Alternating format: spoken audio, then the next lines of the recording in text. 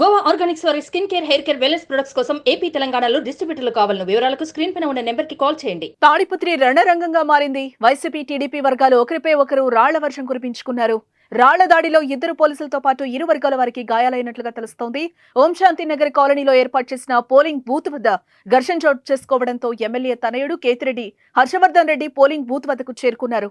అనంతరం టీడీపీ అభ్యర్థి జెస్సీ అస్మిత్ రెడ్డి, జెస్సీ ప్రభాకర్ రెడ్డి, ఎమ్మెల్యే కేతిరెడ్డి పెద్దారెడ్డి ఒకరి తర్వాత ఒకరు పోలింగ్ బూత్ వద్దకు వెళ్లే తరుణంలో ఒకరికొకరు ఎదురుపడడంతో హైటెన్షన్ వాతావరణం నెలకొందక్కడ.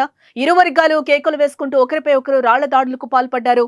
ఈ దాడిలో టీడీపీ అభ్యర్థి జెస్సీ అస్మిత్ రెడ్డి వాహనం అద్దాలు ధ్వంసం కాగా, ఎమ్మెల్యే కేతిరెడ్డి పెద్దారెడ్డి వాహనంతో పాటు కేతిరెడ్డి హర్షవర్ధన్ రెడ్డి, కందిగోపుల మురళితో పాటు వైసీపీ వర్గీయులకు చెందిన మరో 2 వాహనాలు ధ్వంసమైనట్లుగా తెలుస్తోంది.